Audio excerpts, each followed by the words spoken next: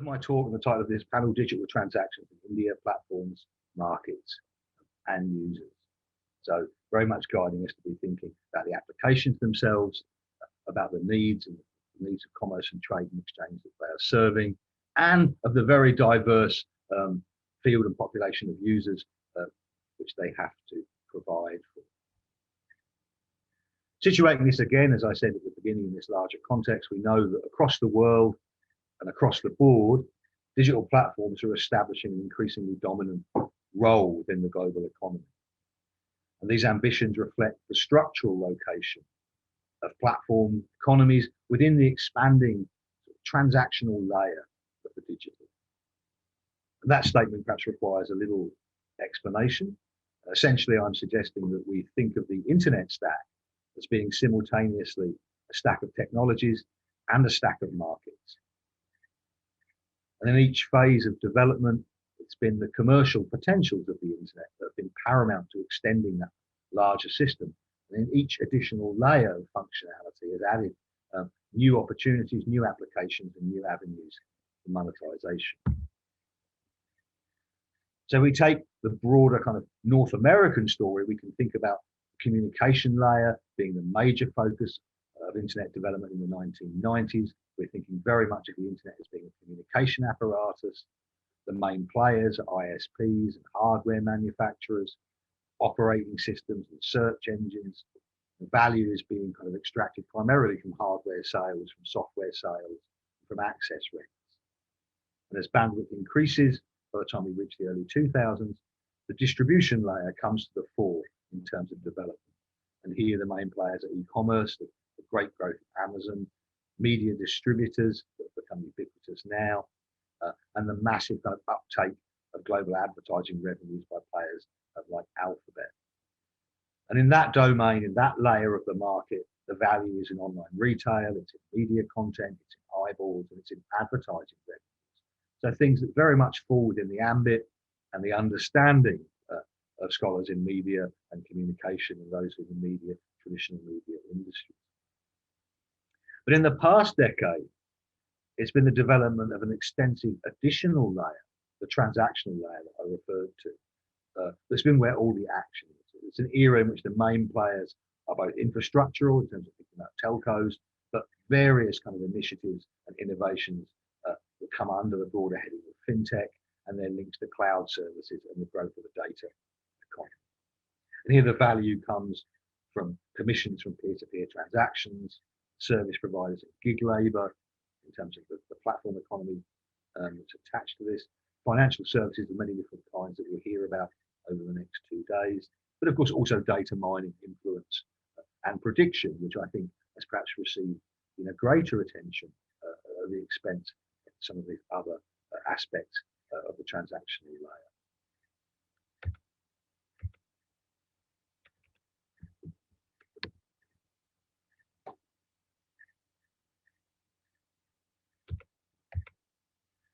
Whereas early proponents of information technologies emphasized their potential for reducing transaction costs, the advent of digital platforms has in some ways inverted this logic, perhaps because they make their gains on each transaction, whether that's in financial terms or in terms of data gains.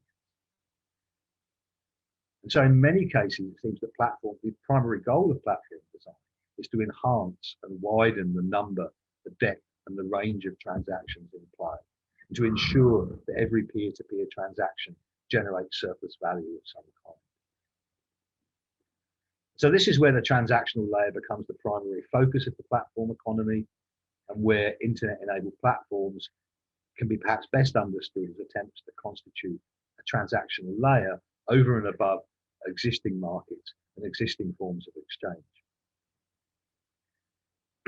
So our focus, of course, in this panel is on the expanding domain of transaction platforms that handle transfers of money.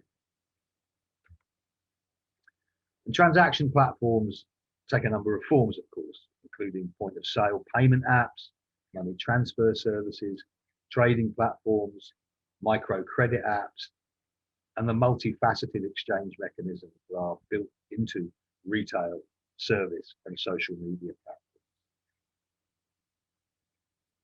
Transaction platforms are absolutely central to the strategic design and the operation of all platform ecosystems. The digital paradigm that currently infuses both commercial ambitions and state policy. The rapid rise of transaction platforms has obvious global international implications, where an ever-increasing volume of everyday transactions are being conducted via digital platforms. And the largest platform ecosystems have developed inbuilt financial systems that operate internationally.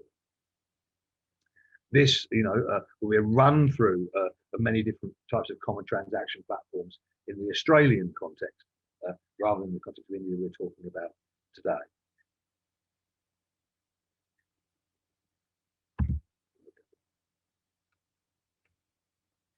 When we think of digital transactions in the context of the platform economy, we have to address a number of interlinked phenomena, actually. I mean, first of all, digital transactions as a payments infrastructure for the digital economy, increasingly controlled by or channeled through platform media. Secondly, we have to think of digital transactions as being a medium of record, with those transaction records themselves generating novel forms of currency, trade, and speculation via platform media. And I think most visibly, the story of cryptocurrencies and exchanges. But thirdly, we also have to think about digital transactions as being a vital mode of social communication, because transactions, acts of exchange, are the kind of fundamental building blocks of a society. So when you change the norms and you change the channels of those exchanges, you are engendering new relationships and new modes of valuation, of accumulation, of opportunity, and also exploitation via platform media. But the implementation of a fully digital architecture also implies that money itself will take on the qualities of a platform, becoming dependent upon complex ecosystems of infrastructure and predicated upon legibility and the sharing of data to both the government and the private sector. So in that respect, we can see the relationship between transaction platforms, the financial sector, and the business of governance as being symbiotic. They all have a mutual interest in expanding the formal economy, in accelerating the volume and pace of trade, and in the transaction data that's being produced by the digital payments processes. So in this new era of digital transactions, private providers will collect commissions and governments will collect taxes. Technology banks will provide credit systems and e-governance platforms will provide welfare. And the shift to a digital financial infrastructure is at the heart of the government of India's interest in the platform economy. A shift towards digital transactions means a new regime of legibility for the everyday exchanges of a vast population. It allows for increasing the tax base from a measly some 5%, I think, in order to fund social development and economic modernization.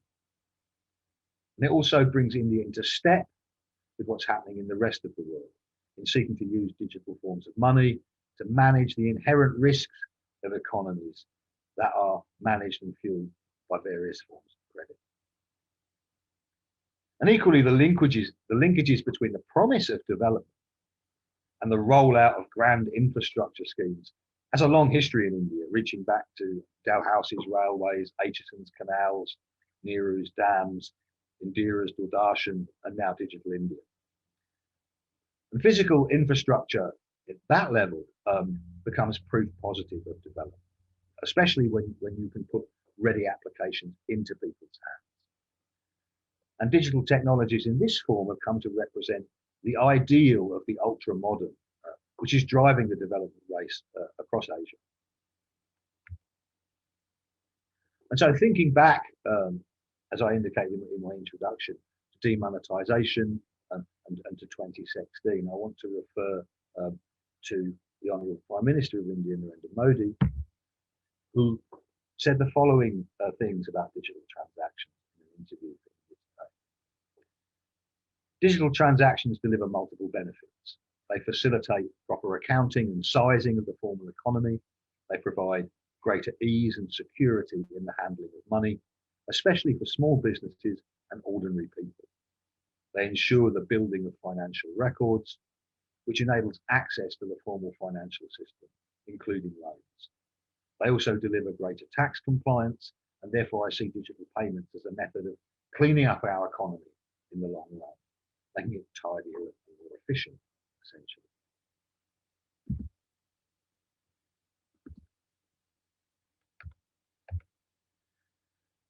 When we situate, of course, the drive towards a cashless India, we have to situate it within a kind of much larger program, which is the Digital India program, as really the flagship program of the current government of India.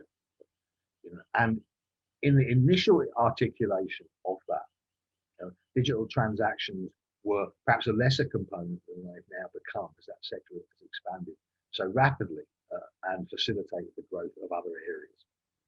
But the 9 pillars of Digital India rest upon the provision, of course, of a vast digital infrastructure, a substantial amount of that from the private sector.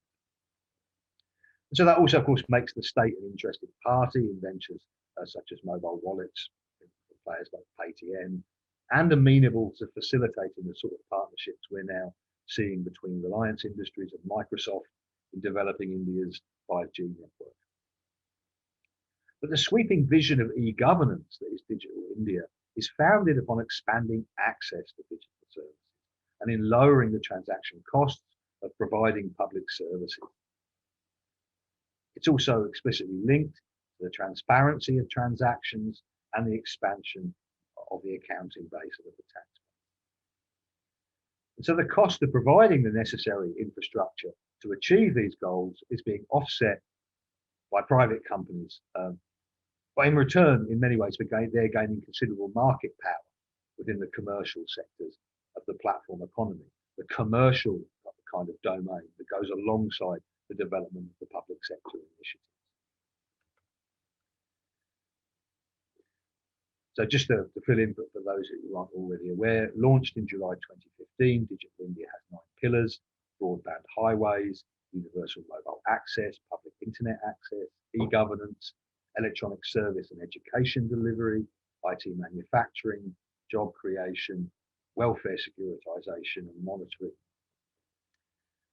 And the various pillars were grouped into 3 core areas: digital infrastructures, which is mostly what I will talk about in this short introduction today, but also government service and digital empowerment as a kind of critical notion to delivering the public goods of the program. In the financial domain, the government's institution of bank accounts for all under the Jan Dhan Yojana scheme also became linked then to the Jan Dhan Aadhaar mobile or JAM payment pathway as the preferred infrastructure for India's social and welfare infrastructure payments from 2017. And so the state in India, as elsewhere, constitutes a key interest in the platform. Various institutions of governance function as the orchestrator and provide the instruments for shaping market norms. And the government is also a seller of bandwidth in the digital economy and a key procurer of infrastructural developments. So it's a complex and multi-layered relationship.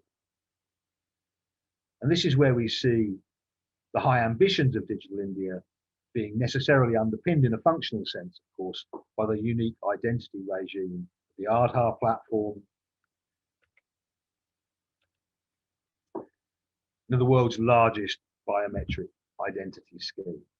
And Aadhaar enrolment has rapidly become mandatory for access to many government and private services in India. And in this kind of overarching partnership, it becomes difficult in some ways to separate the governance of platforms as an ongoing debate from the platformization of governance itself. These are 2 unfolding parallel processes that are working through the opportunities and potentials of these technologies.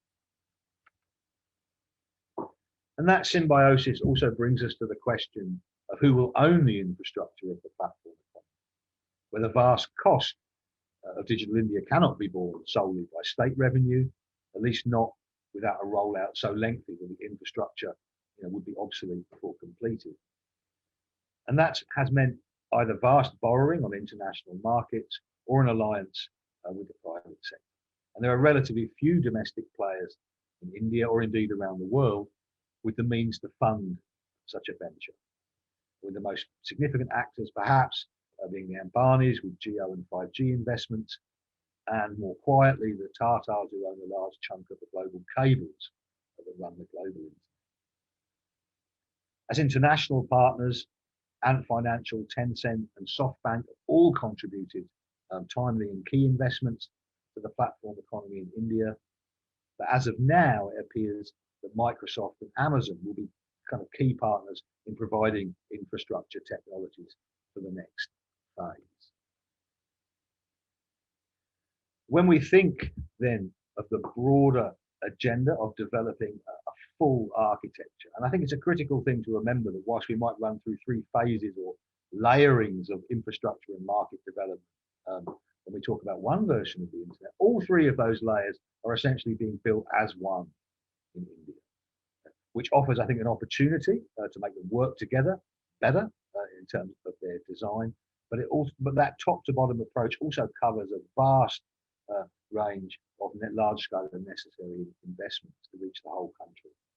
The development of national cloud infrastructures, we think about IRNNS, India's GPS system, the building up of domestic brands on the commercial side of the platform economy, the development of kind of national champions who can take on these key infrastructural holdings,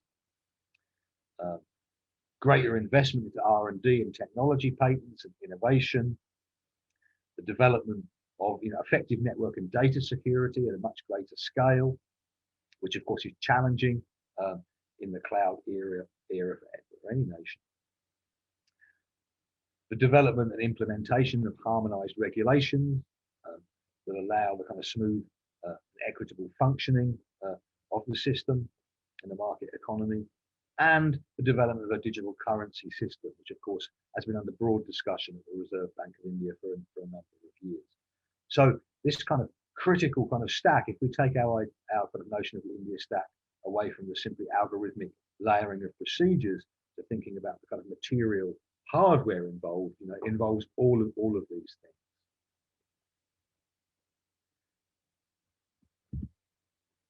So one of the critical issues in the cloud era everywhere is who holds the data, where the data will be held. And so for India, increasingly the securitization of the data being produced through the India stack becomes a pressing concern, given the way it systematically links government information with market information and logistical processes with technical infrastructure. India's long-standing pursuit of self-sufficiency in key sectors, some of its security concerns, mean that, of course, increasingly the proposition is that the data must be stored within India, as has been the case in Russia and in China. And so in that domain, the partnership with US firms in technology is also paired with an ambition to hold sovereign rights over the data. So as Mukesh Ambani has said, data is the new oil, and Indian data should belong to Indians. It should be in India. And of course, this means that data centers have to be built in India on a vast scale.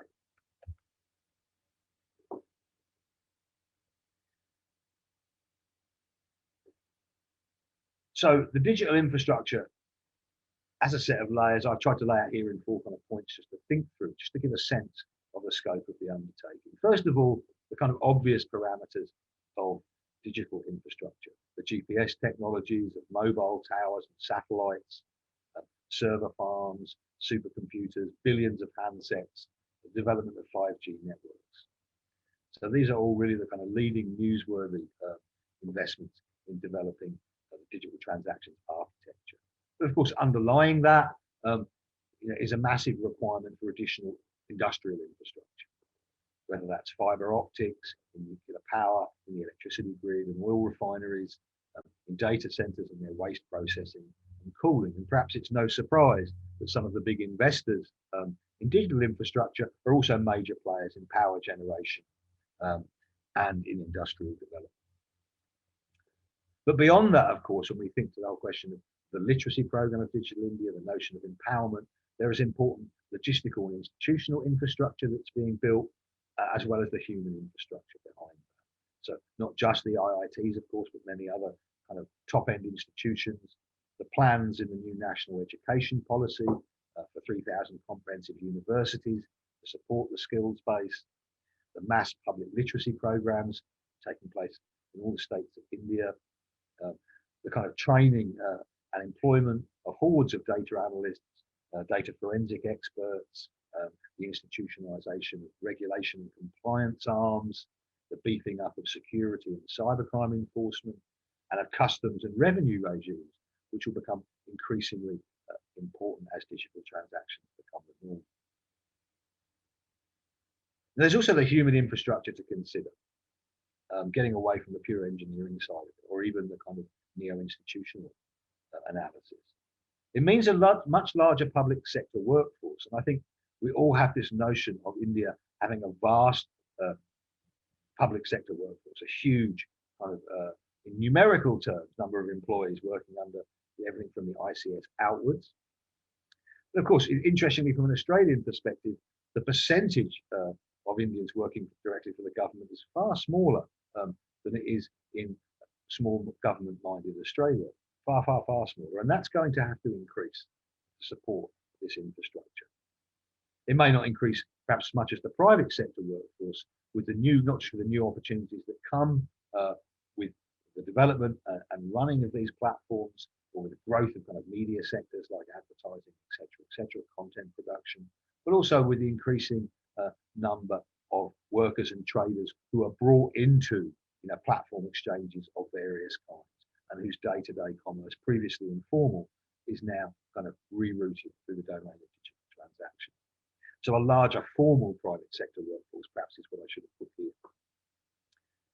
And of course, overall, as would be the case in any kind of major national development, it requires economic inputs from the entire population, as workers, as traders, as taxpayers, et cetera, et cetera. But despite the high-profile partnerships that are being forged in the tech sector, we also have to remember that it is the ordinary people of India who will bear a significant chunk of the transaction costs of a digital economy. And that's true not only in terms of their support for the government budget and state spending, but also in terms of the cost of individual devices, of airtime and power, of access fees, and training costs, of course, I've already mentioned, but all the IT professionals need to operate the system. So there's a huge social investment required from everyone in India to get behind this program.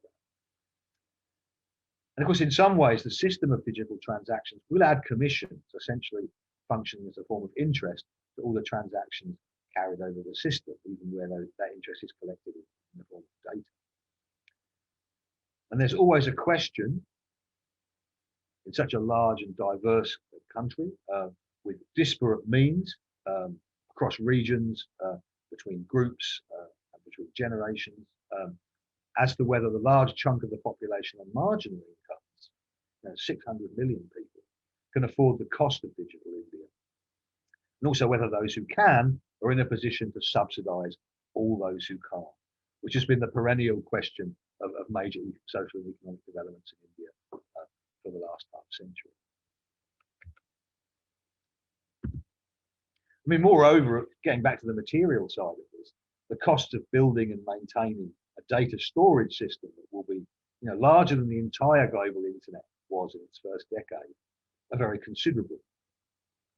The power to run these data centers exceeds the currently available supply of electricity if they were all to appear tomorrow. And if you consider that Singapore is already using 7% of total power generation to run its data centers, then India has to factor in a massive step increase in power generation to keep the system running. And in India, as in Australia, data centers will have to be kept cool. In the subtropical regions, there are going to be significant costs for cooling, perhaps environmental problems caused by heat exchange.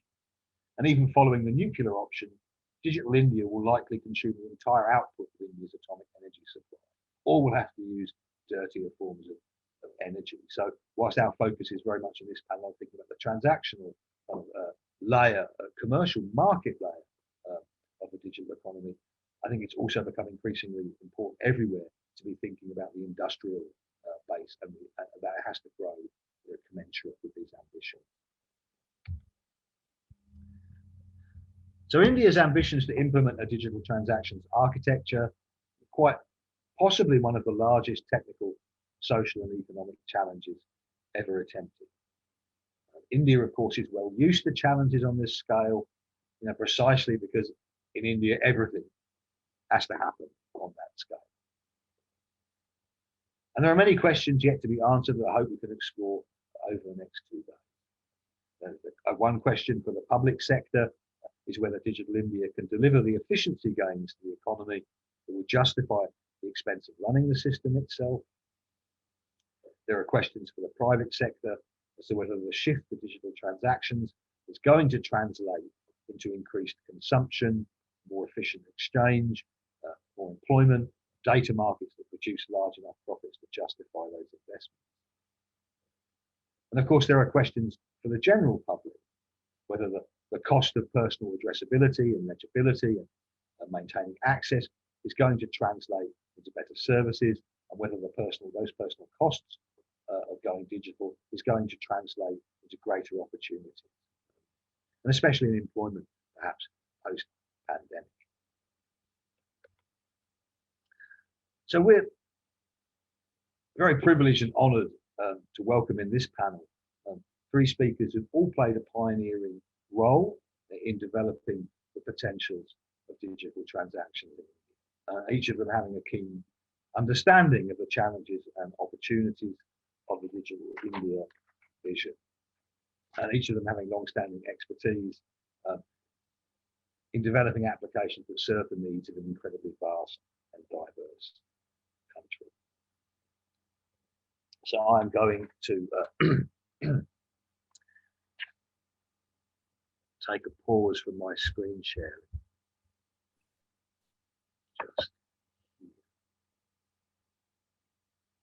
Oh dear. So I think I've missed a critical piece of chat there while I was talking my way through that. Were my slides indeed stalled all the way through that? Or did you see the slides? No, they caught up to you eventually. I see. So there's just a little bit of a drag. Thank you for letting me know. So let me now introduce our 3 speakers for this panel. First of all, I'll introduce all 3 of them now, and then I'll cue them as we speak. So first of all, Mr. Adrian Gupta, who's currently leading investment for a rural fintech app called Jai Kisan, which provides credit to farmers in India, reminding us of the critical potentials in the agricultural sector. And Anil is also a visiting faculty at many business schools across India, well known like IIFT, Terry University, and others. Following Anil, we'll hear from Mr. Osborne Salvanha. Osborne is deeply passionate about the fintech sector and works to provide support to founders, building applications. At EMBC, he focuses on exploring investment opportunities and portfolio management. And EMBC is a US-based early-stage venture capital fund investing in breakthrough fintech startups. And previously, Osborne was part of the investments team at Xiaomi, if I ever pronounced that correctly, where he led fintech investments into India, Southeast Asia, and Europe. So part of that larger kind of global scope of this that we talked about earlier.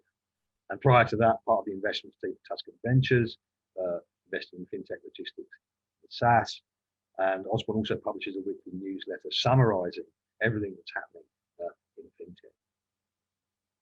And thirdly, we'll hear from Mr. Abhishek Pant, who is a veteran on fintech right from the early models of airtime payments in India, who has played a pioneering role in developing the potential of mobile banking as a tool towards a cashless society in India. And Abhishek is a transaction banking specialist and has worked with institutions of all sizes, from SMEs to corporates. And his imperative is helping support the birth and growth of fintech firms in India.